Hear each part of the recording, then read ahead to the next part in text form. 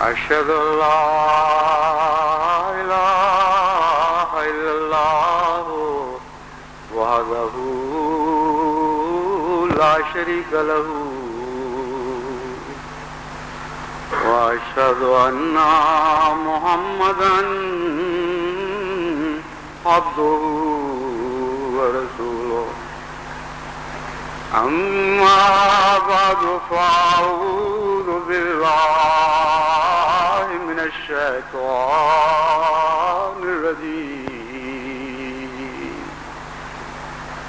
بسم الله الرحمن الرحيم الحمد لله رب العالمين الرحمن الرحيم مالك يوم الدين إياك نعبد وإياك نستعين اهدنا الصراط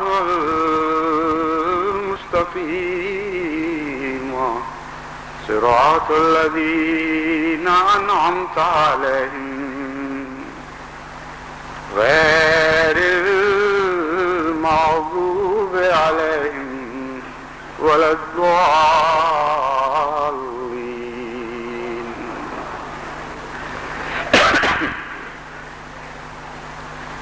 کلیڈوسکوپ بچوں کی ایک کھیل کا نام ہے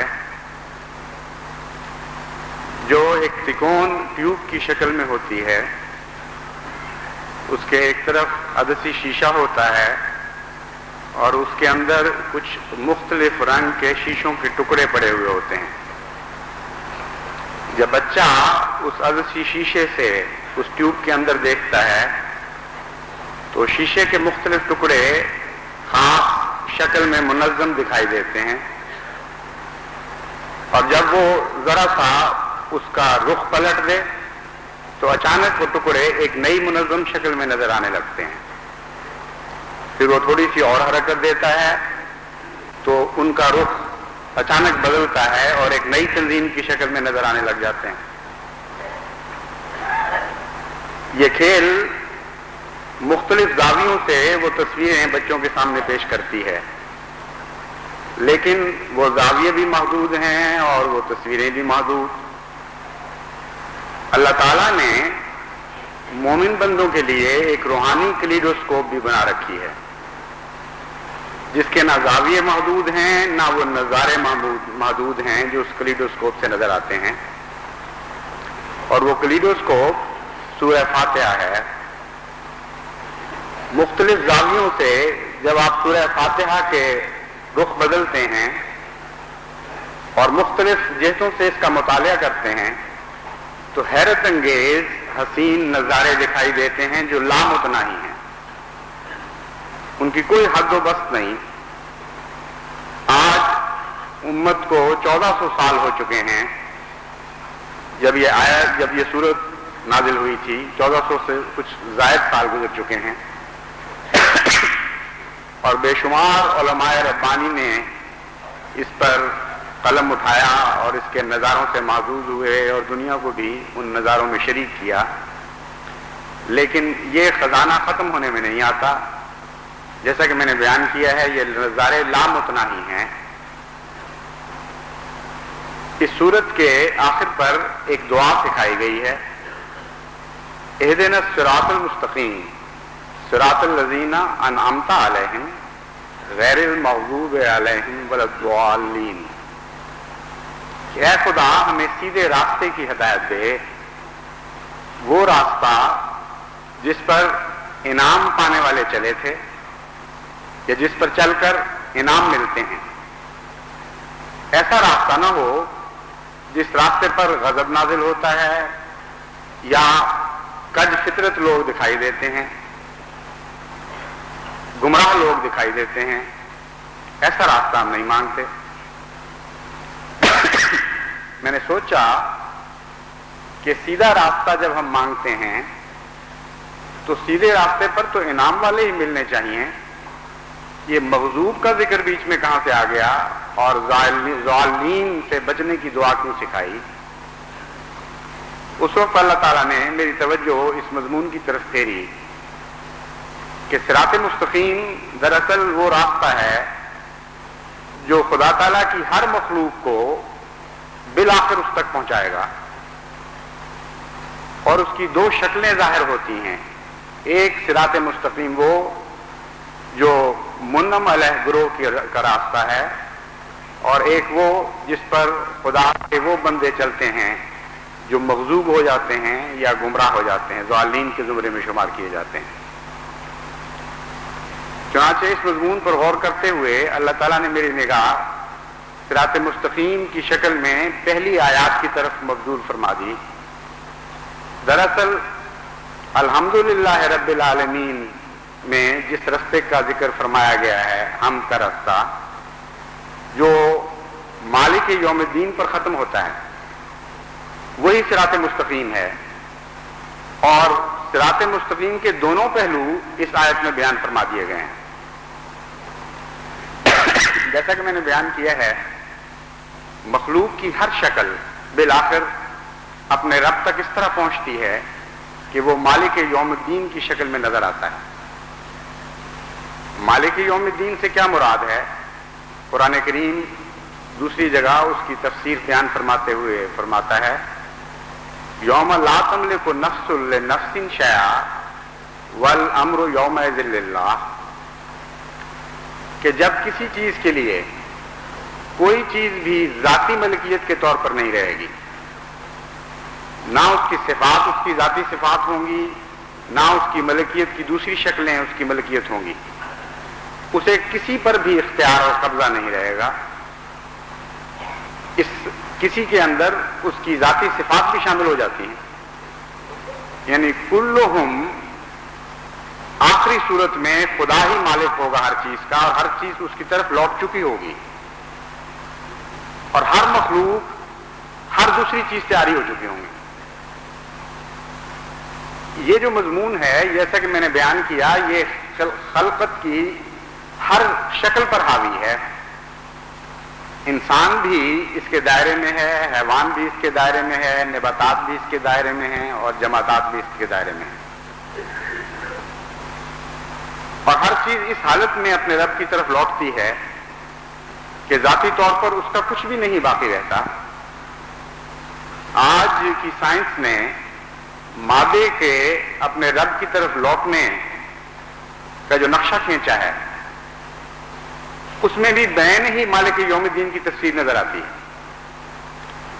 چنانچہ سائنسدان آسمانوں کے اجسام پر غور کرتے ہوئے اس نتیجے پہ پہنچے کہ بہت سے بڑے بڑے ستارے جو سینکڑوں ہزاروں گنا ہمارے سورج سے بڑے ہیں، اچانک کہیں غائب ہوتے ہوئے دکھائی دیتے ہیں، اور اتنی شدید قوت کا ایک مرکز ان کو اپنی طرف کھینچتا ہے کہ ان کا کچھ بھی باقی نہیں رہتا. وہ اس مرکز میں ڈوب جاتے ہیں اور پھر ان کی کوئی خبر نہیں ملتی. یہ تو آج کی دنیا میں ایک عام بات ہو چکی ہے، کوئی نئی خبر نہیں رہی. لیکن جس طرف میں توجہ دلانا چاہتا ہوں وہ سائنسدانوں کی یہ تحقیق ہے کہ وہ آخر کیا ہوتے ہیں، کیا ان کا بنتا ہے. آخری صورت میں سائنسدان صرف اتنا بتا سکتے ہیں، اور یہ کہنے کے باوجود خود نہیں سمجھ سکتے کہ یہ حالت ہے کیا چیز. وہ کہتے ہیں کہ جب بھی یہ ستارے غائب ہوتے ہیں تو ایک ایسے ستارے کی طرف حرکت کرتے ہوئے غائب ہوتے ہیں جو سمٹتے سمٹتے ایک نقطے کی شکل اختیار کر گیا. ہم اپنی اصطلاح میں اس کو نقطہ کہتے ہیں، لیکن نہیں جانتے کہ وہ نقطہ ہے بھی کہ نہیں، کیونکہ اس نقطے کی کوئی خبر باہر کی دنیا کو نہیں معلوم ہو سکتی. اس کا وجود صرف اس طرح پتہ چلتا ہے کہ ارد گرد بعض دفعہ اتنے بڑے فاصلوں پر ستارے ڈول کر اس کی طرف آ جاتے ہیں کہ جن کا فاصلہ شعاع کی رفتار سے ہزاروں سالوں میں ناپا جاتا ہے. وہ ڈولتے ہیں، اس کی طرف مائل ہوتے ہیں اور رفتہ رفتہ غائب ہو جاتے ہیں. اور وہ نقطہ پھر بھی ایک ایسا نقطہ بنا رہتا ہے جس کے اندر سورج سے ہزاروں گنا زیادہ مادہ غائب ہونے کے باوجود اس کا کوئی حجم نہیں ملتا. اس کو سائنٹیفک اصطلاح میں ایونٹ ہورائزن کہا جاتا ہے. اور اس کی تعریف یہ کی گئی ہے کہ جب دنیا کے سارے قوانین جن کے تابع تخلیق ایک شکل سے دوسری شکل میں مائل ہوتی ہے، اور وہ تمام صفات جو مادے کی ذاتی صفات ہیں وہ کلیتاً اس مادے سے الگ ہو جائیں اور مادہ ہر قسم کی صفت سے عاری ہو جائے، اس کا نام ایونٹ ہورائزن ہے. اور چونکہ مادہ اپنی ہر صفت سے عاری ہو جاتا ہے اس لیے ہم اس کو عدم کہتے ہیں. اور کیا شکل اختیار کرتا ہے اس کے متعلق ہم کچھ نہیں سوچ سکتے، کیونکہ یہ وہ جگہ ہے جہاں سے کوئی خبر نہیں آتی. یک طرفہ راستہ ہے اور واپسی کی ایک بھی راہ نہیں ہے، نہ ریڈیشن کے ذریعے، نہ روشنی کے ذریعے، ہمیں نظر آنے والی روشنی کے ذریعے، نہ کسی اور شکل میں، آواز وغیرہ کی شکل میں کوئی خبر وہاں کی پھر نہیں آتی.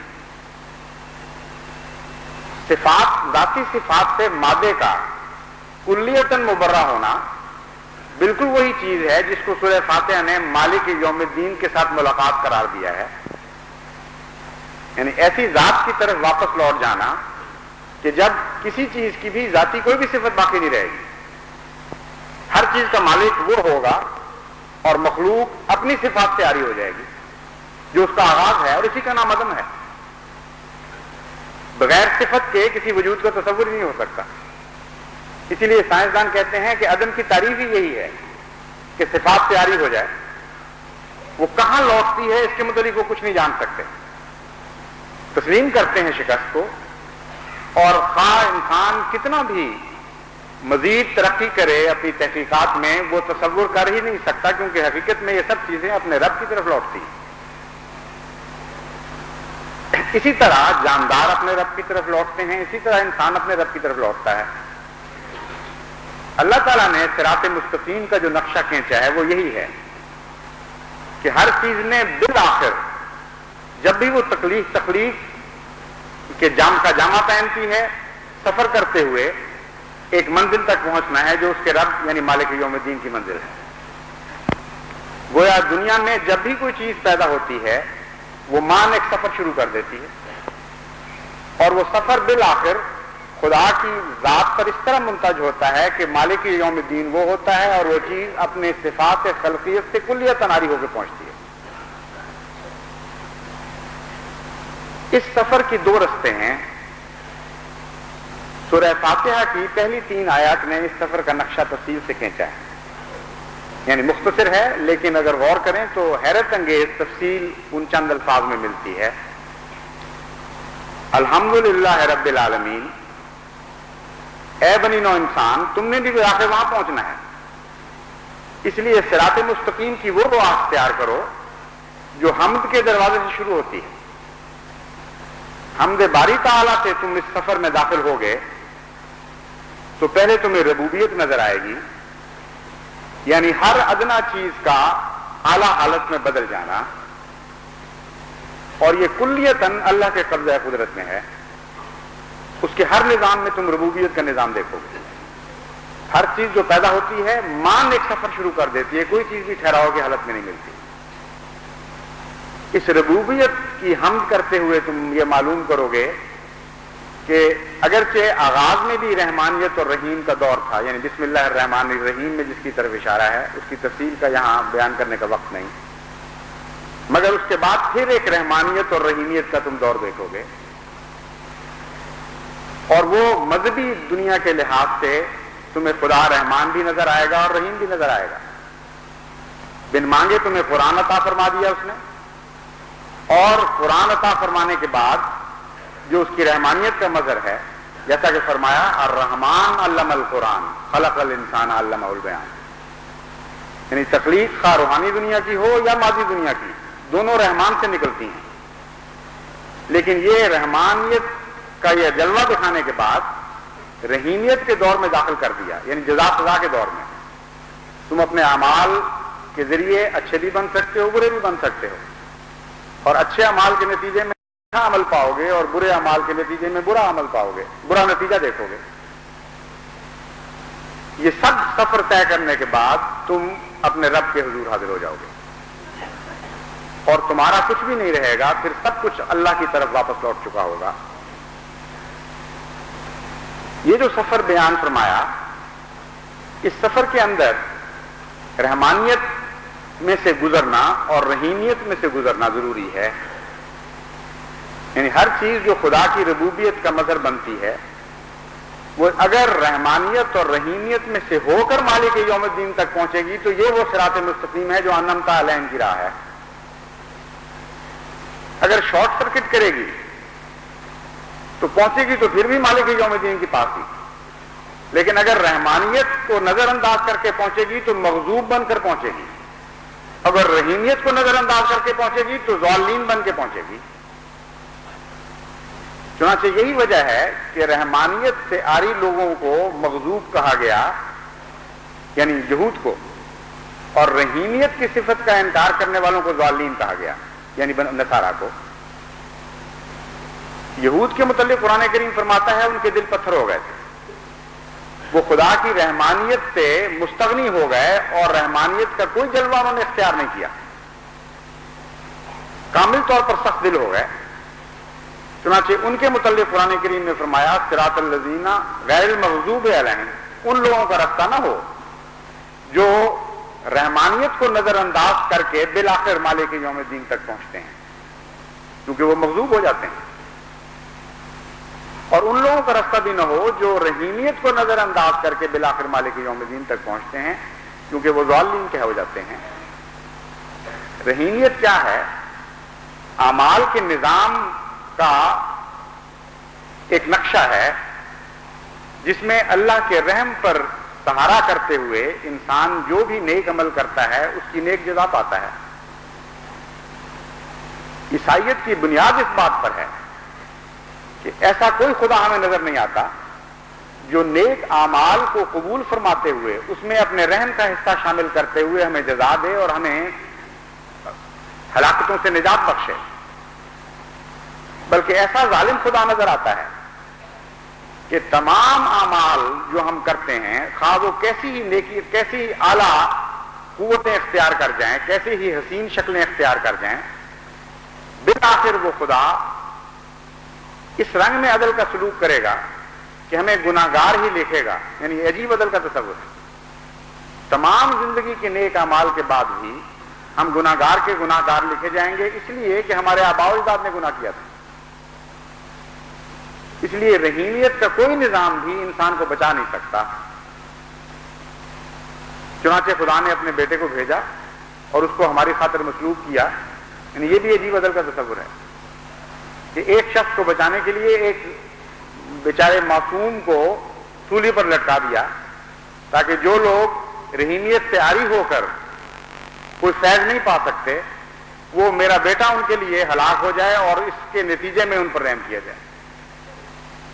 تو رحیمیت کے نظام کو تہس نہس کر دینا عیسائیت کا نام ہے، خلاصہ ہے عیسائیت۔ اب جس طرح سے بھی عیسائیت کو دیکھیں گے وہ رحیمیت کے منکر نظر آئیں گے، اپنے نظریات میں بھی اور اعمال صالحہ کے لحاظ سے بھی۔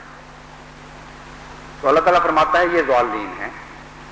تو مومن کے لیے صراط مستقیم اسی طرح ہے جس طرح ہر دوسری چیز کے لیے ہے، لیکن مومن کی صراط مستقیم ربوبیت سے ہوتی ہوئی حمد کے سے داخل ہوتی ہے، ربوبیت کا نظارہ کرتی ہوئی وہ رحمانیت میں داخل ہوتی ہے، رحمانیت سے وہ رحیمیت میں چلی جاتی ہے، رحیمیت سے پھر وہ اپنے مالک یوم الدین اپنے رب کے حضور حاضر ہو جاتی ہے۔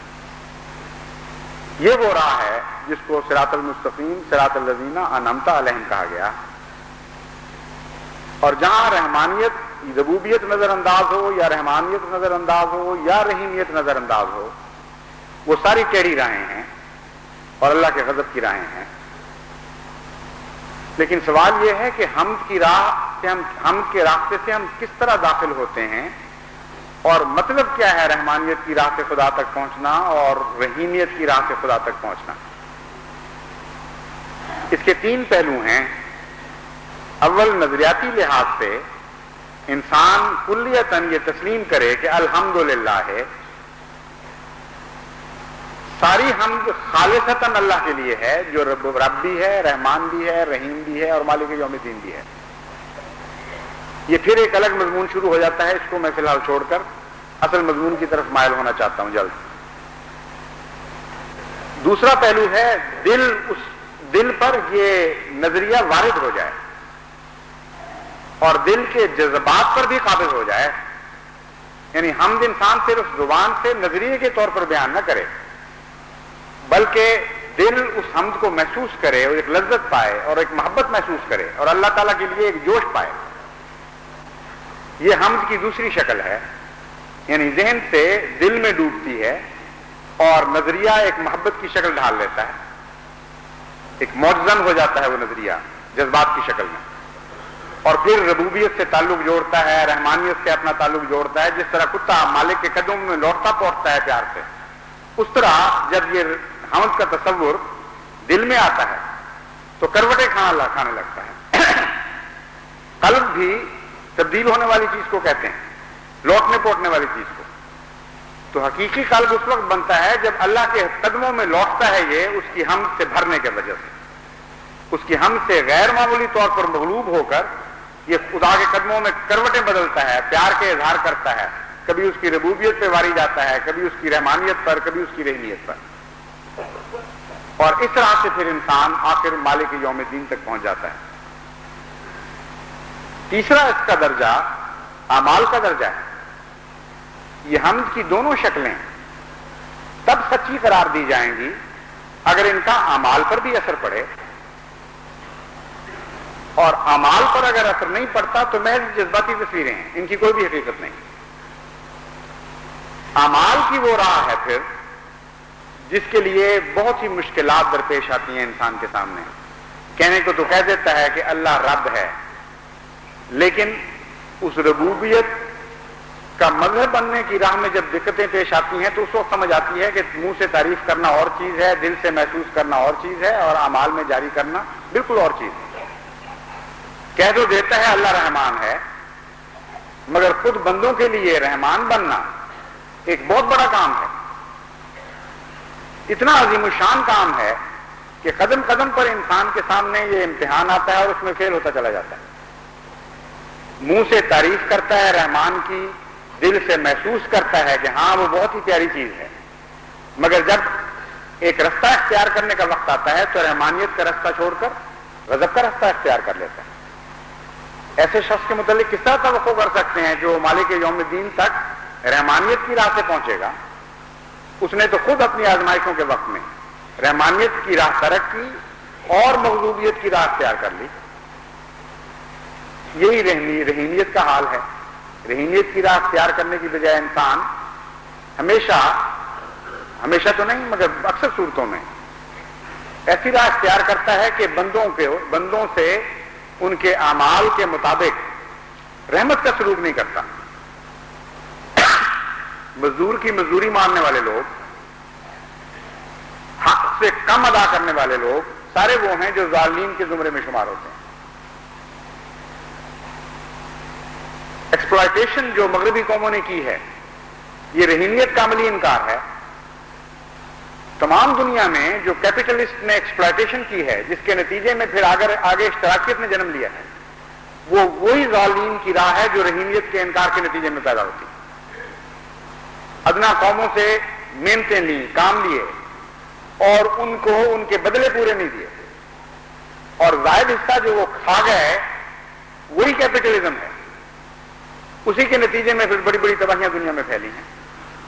تو ظالمین کی راہ صرف نظریاتی نہ رہی بلکہ عملی شکل میں بھی ڈھل گئی، اقتصادی نظام کی شکل میں بھی ڈھل گئی، معاشرے میں بھی ڈھل گئی، تمدن میں بھی ڈھل گئی، ملوکیت میں بھی ڈھل گئی، ہر چیز اس سے اثر انداز ہو گئی۔ تو یہ جو رحیمیت کی راہ کو چھوڑ کر خدا تک پہنچیں گے، اللہ تعالیٰ فرماتا ہے وہ بھی ظالمین پائیں گے اپنے آپ کو، اور ان رستوں کو چھوڑنے کے نتیجے میں بھسم ہو جائیں گے۔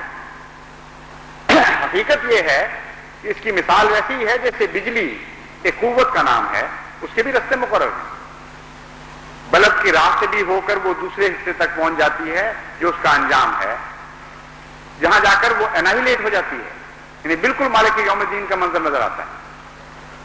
ایک رستے سے پہنچ کر جب وہ بالآخر اپنے دوسرے حصے تک ملتی ہے جا کے تو وہاں اس کی فنا ہے، قوت کی اس حرکت کا اختتام ہو جاتا ہے.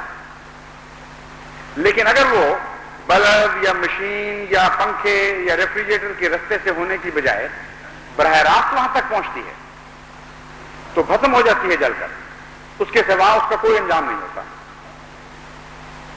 تو اللہ تعالیٰ فرماتا ہے کہ تم نے آنا تو میرے پاس ہے، کون یا کر ہم میرے پاس آ ہی جانا ہے.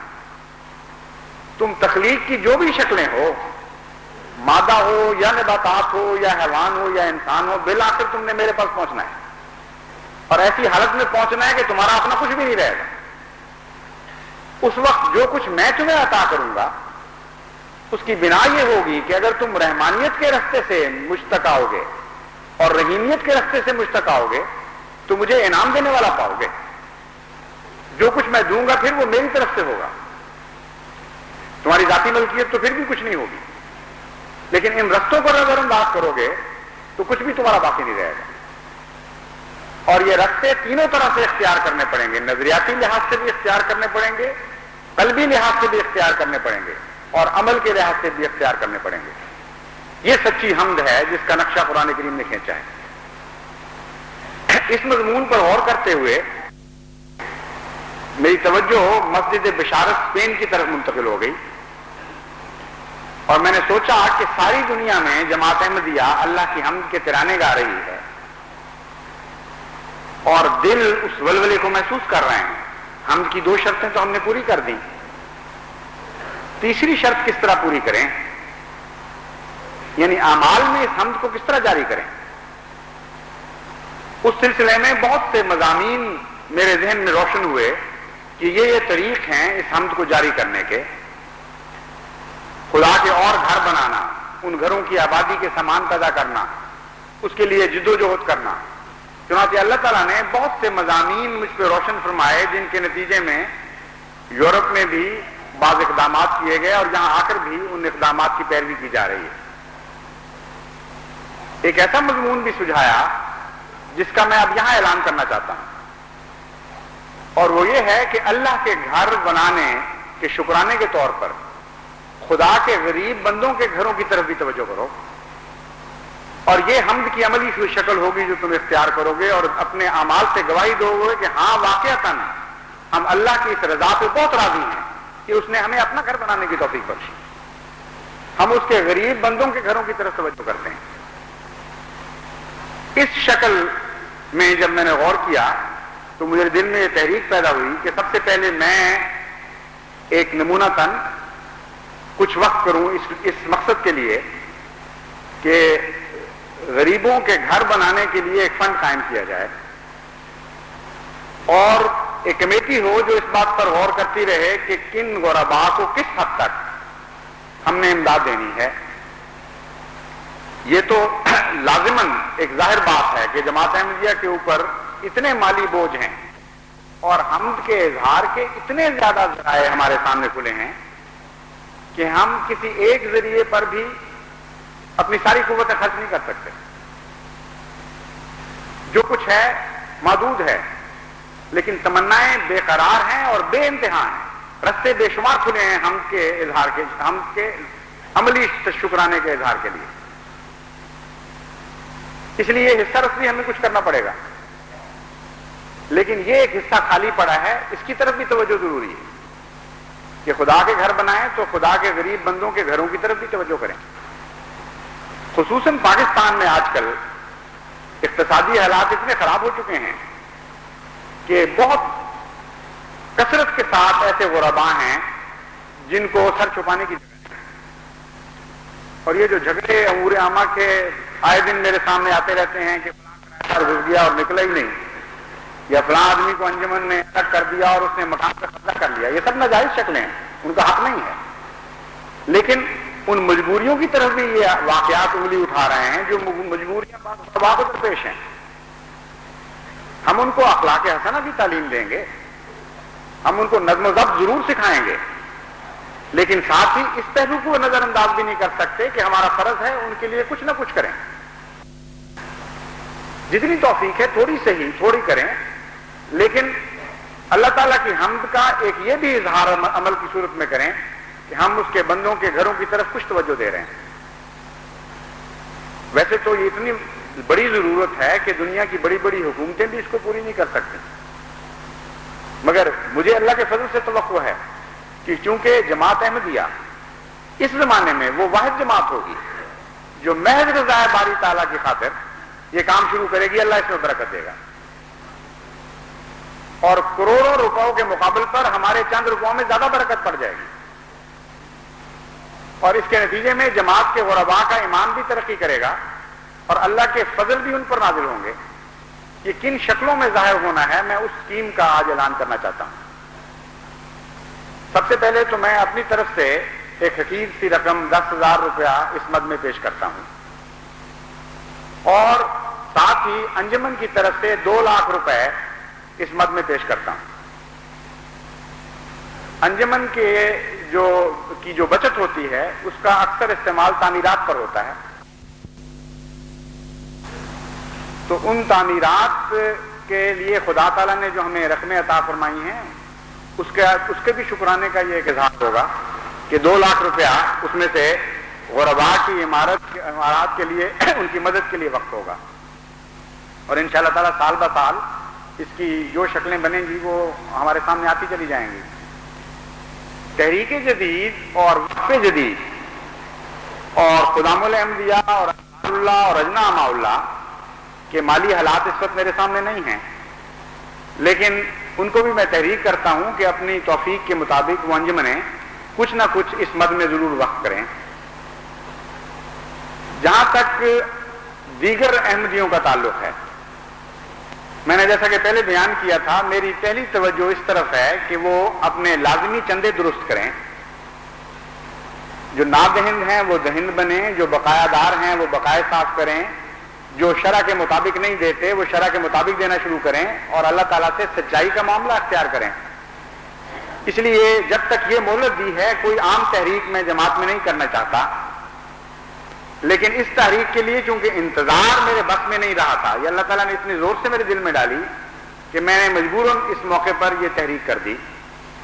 اس لیے اس شرط کے ساتھ جماعت کے دوسرے احباب کو اس میں شمولیت کا موقع دیا جائے گا کہ اول تو وہ توازن کو نہ بگڑنے دیں.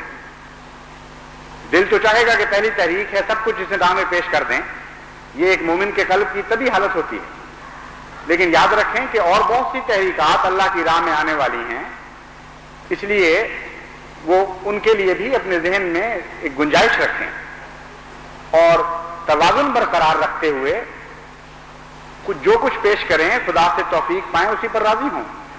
دل تو چاہے گا اور بھی زیادہ پیش کریں لیکن سنبھال کے اپنے آپ کو.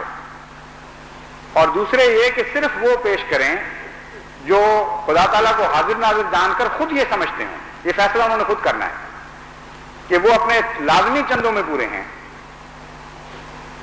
شرع کے مطابق دیتے ہیں، وصیت بھی اور چندہ عام بھی.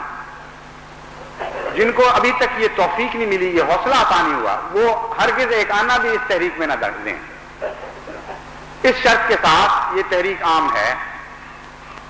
انشاءاللہ اس کے لیے ایک کمیٹی بنا دوں گا جو ایسے معاملات پر غور کرے گی. جیسا کہ میں نے بیان کیا ہے، ہمارے بس میں نہیں ہے کہ سارے دکھ دور کر سکیں، جتنی مرضی خواہش ہو یہ ہمارے اختیار میں نہیں، اس لیے کچھ نہ کچھ کریں گے اور باقی ضرورتوں کو اللہ تعالیٰ پر چھوڑیں گے اور امید رکھیں گے کہ اللہ تعالیٰ اپنے فضل سے ہمارے غرباء کو مستغنی فرما دے گا.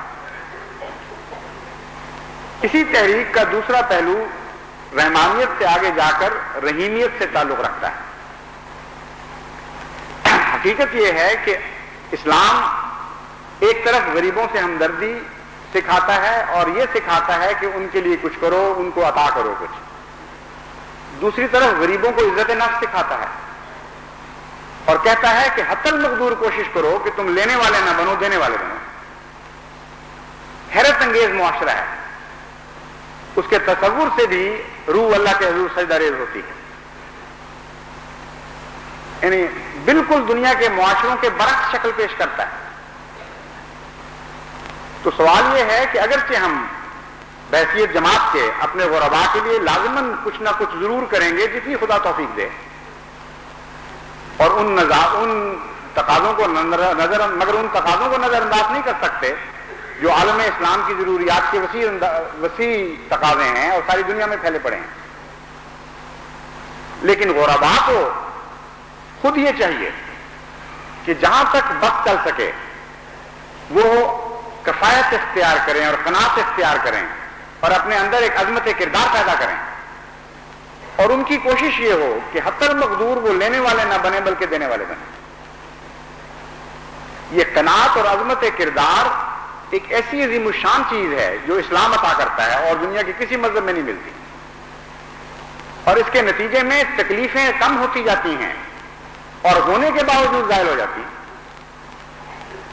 حضرت صلی اللہ علیہ وآلہ وسلم کے زمانے میں اس کا یہ نظارہ ہمیں ملتا ہے کہ اصحاب الصفہ جو بالکل غریب لوگ تھے اور حضرت صلی اللہ علیہ وآلہ وسلم کی عطا پر ان کا انحصار تھا،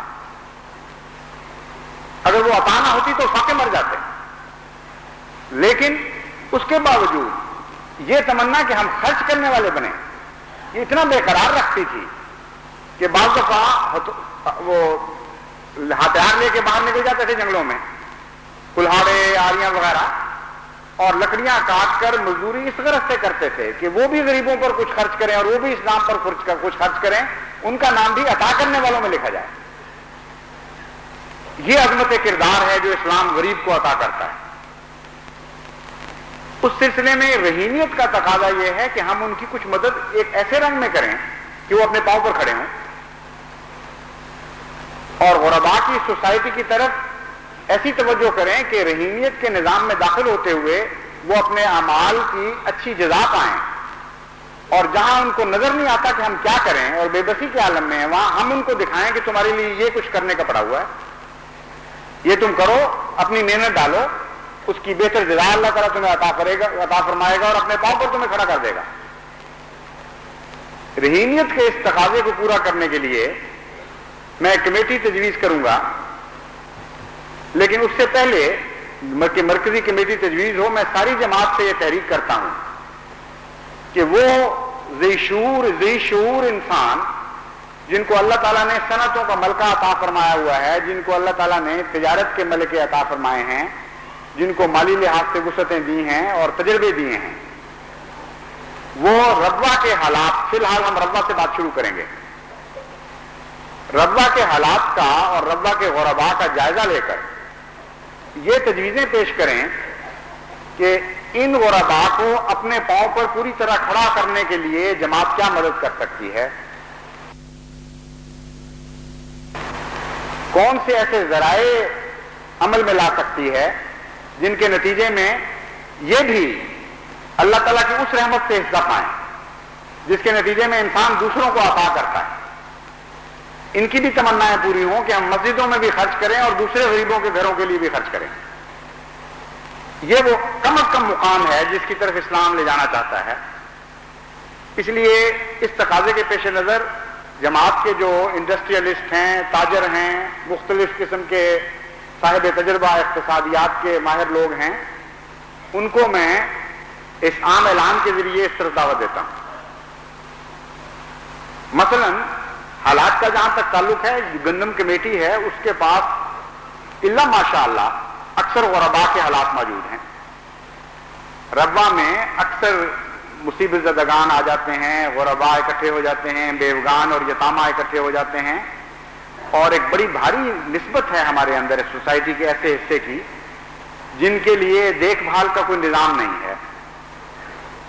اگرچہ جماعت کی طرف سے گندم بھی دی جاتی ہے، کپڑوں کی صورت میں بھی امداد دی جاتی ہے، تعلیم کی صورت میں بھی امداد دی جاتی ہے، لیکن یہ سارے رحمانیت کے مظاہر ہیں۔ رحیمیت کے مظاہر کے طور پر کوئی چیز مجھے اس وقت نظر نہیں آ رہی۔ البتہ حضرت مسلم موعود نے مختلف وقتوں میں مختلف ایسی تحریکات کی تھیں جو کچھ دیر چلیں اور پھر آہستہ آہستہ وہ نظر سے غائب ہو گئیں، اور اس میں بھی دراصل اس پیشگوئی کے ایک حصے سے تعلق تھا جو مسلم موعود کی پیشگوئی کہلاتی ہے اور جس کو رویا کی صورت میں حضرت مسلم موعود نے دیکھا۔ یعنی ایک تو پیشگوئی ہے، ایک اس کا اظہار رویا کی صورت میں جو حضرت مسلم موعود پر کیا گیا، اس میں یہ بھی بیان ہے کہ میں آگے نکل جاتا ہوں اور جماعت پیچھے رہ جاتی ہے۔ تو یہ جو تحریکات تھیں ان کے ساتھ جو عملاً ہوئی ہے اس میں ہمیں یہی نظارہ نظر آتا ہے کہ بے شمار تحریکات ہیں عظیم الشان جن میں حضرت مسلم موعود آگے نکل گئے اور جماعت پیچھے رہ گئی۔ ہمیں واپس لوٹ کر ان کو وہیں سے اٹھانا ہے اور لے کر آگے بڑھنا ہے۔ ان میں یہ تحریکات بھی ہیں کہ غرباء کو سنتیں سکھائی جائیں، اعلیٰ دوسرے ایسے کام دیے جائیں کہ جس کے نتیجے میں خود اعتمادی شرف انسانیت قائم ہو اور وہ سوسائٹی کا وہ حصہ بنے جو عطا کرنے والا حصہ ہوتا ہے، وصول کرنے والا نہیں ہوتا۔ تو اس پہلو سے ہمیں بہت سے کام کرنے ہیں، لیکن اس کام کی اول امور عامہ پر عائد ہوتی ہے۔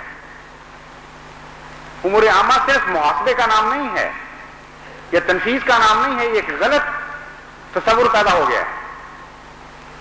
محاسبہ اور تنفیذ امور عامہ کے بے شمار کاموں میں سے ایک بہت معمولی اور چھوٹا سا کام تھا جو پھیلتے پھیلتے آخر دوسرے کاموں کو باہر نکال گیا۔ جس طرح اونٹ کے متعلق آتا ہے کہ ایک صحرا میں جب بہت سردی ہوئی رات کو تو اونٹ نے تھوڑا سا سر خیمے میں داخل کرنے کی اپنے مالک سے اجازت چاہیے۔ یعنی کہانی میں تو جانور بول لیتے ہیں، کوئی ظاہری دنیا کا اصل واقعہ تو نہیں ہے۔ تو اونٹ نے تھوڑا سی تھوتنی اندر کر کے کہا کہ بہت ہی سردی ہو گئی ہے میرے مالک، مجھے اجازت دو تو میں تھوتنی اندر کر لوں۔ اس نے کہا ٹھیک ہے کر لو۔ پھر اس نے کہا کہ باقی سر بیچارے کا کیا قصور ہے، تھوڑی سی اجازت ہو تو میں وہ بھی اندر کر لیتا۔ چنانچہ وہ سر بھی اندر آ گیا، پھر وہ گردن آئی، پھر اگلی ٹانگیں آئیں، پھر جسم، پھر دم، یہاں تک کہ مالک باہر تھا اور اونٹ اندر تھا۔ امور عامہ سے بھی کچھ اسی قسم کا واقعہ ہو گیا ہے کہ مالک تو باہر پڑا ہوا ہے اور اونٹ اندر آ گیا ہے، اس لیے واپس اونٹ کو باہر جانا پڑے گا یا کم سے کم اتنا سا حق اونٹ کا ادا کرنا پڑے گا جو مالک کا حق ہوتا ہے۔ تنفیذ اور محاسبہ امور عامہ کے فرائض میں داخل ہے، یہ تو اسے کرنا ہے، لیکن ادنا کام کے طور پر، اپنے مقاصد میں سے اعلیٰ حصے کے طور پر نہیں۔ امور عامہ کے مقاصد کے اعلیٰ حصوں میں غریبوں کی پرورش، ان کی خبر گیری، ان کے لیے اس قسم کی صنعتوں کا جاری کرنا، ان کی دیکھ بھال، یتاماں کی دیکھ بھال، یہ ساری چیزیں داخل ہیں۔ تو امور عامہ اس کی نگرانی کرے گی اور ایک مرکزی کمیٹی بن جائے گی، یا یوں کہنا چاہیے کہ فی الحال ایک مرکزی کمیٹی بنا دیں گے جس میں امور عامہ عملی حصے کے طور پر ذمہ دار ہوگی، یعنی اس کے ان اعلیٰ اقدار کی تنفیذ کی ذمہ دار ہو جائے گی، کیونکہ تنفیذ کی تو ان کو عادت پڑی ہوئی ہے نا بہرحال۔ اس لیے اس نیک کام کی تنفیذ میں بھی وہ نمایاں کردار ادا کریں گے انشاءاللہ تعالی۔ وہ بھی نیک کام ہے ان کا فرض، یعنی اس میں مذاق کا رنگ نہیں، مگر پھر بھی نیک کاموں میں سے ایک چھوٹے سے نیک کام کو انہوں نے پکڑا ہوا ہے اور بڑے بڑے نیک کام بھول گئے ہیں۔ تو بہرحال اس نیک کام کی تنفیذ کا زیادہ تر تعلق امور عامہ کے محکمے سے ہوگا، لیکن کمیٹی ایک رہنما بن جائے گی جس میں امور عامہ کے نمائندے بھی ہوں گے اور بعض دوسرے بھی، اور ساری جماعت سے یہ آراء طلب کر کے پھر ان کو انشاءاللہ جاری کریں گے ایک عملی شکل میں۔ گھروں کے سلسلے میں اگرچہ وقت اب زیادہ ہو رہا ہے، لیکن ایک چھوٹی سی بات میں بہرحال کرنی چاہتا ہوں کہ ویسے تو سارے گھر جو اللہ تعالیٰ نے ہمیں عطا کیے ہیں خدا تعالیٰ کے گھر ہیں، اگرچہ اللہ تعالیٰ بعض دفعہ یہ مطالبے کرتا ہے اور یاد کرواتا ہے، بعض دفعہ نہیں کرواتا۔ جب کوئی مہمان مومن کے گھر میں آتا ہے اور خدا کی خاطر انسان اس کو جگہ دیتا ہے، نہ کہ اپنے منہ ملاحظے کے لیے، تو اس وقت وہ ثابت کرتا ہے کہ ہاں میرا گھر خدا کا گھر ہے۔ تو یہاں آ کر وہ دائرہ مکمل ہو جاتا ہے کہ ہماری ہر چیز پھر خدا کی ہو جاتی ہے۔ ایسے ہی امتحان کے بعض دن آنے والے ہیں، یعنی جلسہ سالانہ۔ اس موقع پر آ کر حقیقت میں ربا کے سارے گھر حضرت مسیح موعود علیہ السلام کے گھر بن جاتے ہیں، اور حضرت مسیح موعود علیہ السلام کے سارے گھر اللہ کے گھر ہو جاتے ہیں۔ اس لیے خوب دل کھول کر اس موقع سے فائدہ اٹھا کر یہ ظاہر کریں کہ مجبوراً تو ہم نے مالک یوم الدین کے حضور پہنچنا بھی ہے، پہنچنا ہی ہے، اس سے تو ہم مفر ہی کوئی نہیں، ہمیں لازماً جانا ہے۔ اگر کون بھی خدا کو مالک یوم الدین اس دنیا میں تسلیم کر لیں گے تو قیامت کے دن اس کی ملکیت سے زیادہ حصہ پائیں گے، زیادہ رحم کی نگاہ سے دیکھے جائیں گے۔ تو اس پہلو سے ربوہ والے اپنے گھروں کو خوب بشاشت کے ساتھ پیش کریں، پہلے بھی کرتے ہیں اور زیادہ محبت کے ساتھ خدا کے حضور پیش کریں، اور کارکنان بھی اپنی ساری طاقتوں کو مالک یوم الدین کے حضور پیش کر دیں۔ بے شمار کام ہوتے ہیں، اور جو اس وقت ہمارے پاس عملہ مہیا ہے وہ اتنا تھوڑا ہے کہ حقیقت میں وہ پورے تقاضے نہیں کر سکتا۔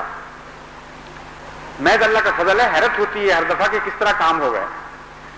بہرحال جیسا کہ میں نے بیان کیا ہے، کیونکہ ہم للہ جماعت ہیں، اللہ کی خاطر کام کرتے ہیں، وہ اپنے فضل سے اپنے فرشتوں کے ذریعے کام پورے کر دیتا ہے۔ لیکن تب خدا کے فضل کو ہم انتہا کی شکل میں دیکھتے ہیں جب ہم اپنی قوتوں کو انتہا تک پہنچاتے ہیں۔ جب ہم اپنی قوتوں کو آدھے راستے میں چھوڑ دیتے ہیں تو خدا کا فضل بھی آدھا راستہ ہی آتا ہے پھر۔ اس لیے کوشش کریں کہ جس قدر بھی ممکن ہو توئی طور پر اپنے وقت کو بھی خدا کے حضور پیش کر دیں۔ جب آپ کے مہمان آتے ہیں تو خوب سجاتے ہیں، اللہ کے مہمان آئیں گے تو کیا آپ نہیں سجائیں گے؟ کیا آپ اپنی گلیوں کو صاف نہیں کریں گے؟ کیا خدا کی خاطر آپ یہ خیال نہیں رکھیں گے کہ ربوہ کے بعض محلوں میں رات کو چلتے ہوئے گندی نالیوں میں بھی پاؤں پڑ جاتے ہیں، بدبوئیں بھی اٹھتی ہیں، گندگی کے ڈھیر بھی پڑے ہوئے ہیں؟ تو آپ جب اپنے گھروں کی صفائی کرتے ہیں اپنے مہمانوں کی خاطر، تو اب تو خدا کے مہمان آ رہے ہیں۔ اپنے گھروں کی بھی صفائیاں کریں، اپنے گلیوں کی بھی صفائیاں کریں، ان ڈھیروں کو بھی دور کرنے کی کوشش کریں۔ اور اس سلسلے میں بھی تمام تنظیمیں جتنی جماعت کی ہیں وہ ساری تیزی کے ساتھ عملی توجہ شروع کر دیں، یعنی اسکیمیں بھی بنائیں اور پھر اس کو عمل میں ڈالیں۔ انصار، لجنہ، خدام الانبیاء، یہ ساری تنظیمیں اور جلسہ سالانہ کا نظام اس کی عمومی نگرانی کریں۔ اس کے بعد پھر سجاوٹ کا وقت بھی آئے گا۔ میرے ذہن میں ایک یہ نقشہ بھی ہے کہ غریب کے مکان کو خوبصورت بھی بنایا جائے اور سجایا جائے، وہ کس طرح؟ ابھی اب تو وقت نہیں رہا، لیکن میں نے جب جائزہ لیا باہر غیر ملکوں میں تو میں نے دیکھا کہ وہاں ہر سوسائٹی، خواہ وہ غریب ہے خواہ امیر ہے، وہ زینت کی طرف توجہ کرتی ہے، اور غریب بھی اپنے گھر کی چیز مجھے یورپ کی سیر میں معلوم ہوئی۔ اسی وقت میں نے اپنے ساتھیوں کو لکھوا دیا کہ ربوہ پہنچ کر یاد کروانا، تاکہ ہم بھی ایک ایسا ہی نظام جاری کریں اپنے گھروں کے لیے کہ غریب ہو یا امیر ہو وہ کچھ نہ کچھ سجاوٹ پیدا کرے، خوبصورت دکھائی دے گھر۔ لیکن اب تو بہرحال اتنا وقت نہیں ہے، اس لیے اس وقت اگر کوئی سفیدی کر سکتا ہے تو سفیدی کرے، کوئی رنگ پھیر سکتا ہے دروازوں پر تو رنگ پھیرے، صفائیاں کریں، سجائیں، تاکہ جس طرح حضرت خلیفۃ المسیح ثالث فرمایا کرتے تھے ایک غریب دلہن کی طرح ربوہ رنگ اختیار کر لے۔ اللہ تعالیٰ ہمیں اس کی توفیق عطا فرمائے۔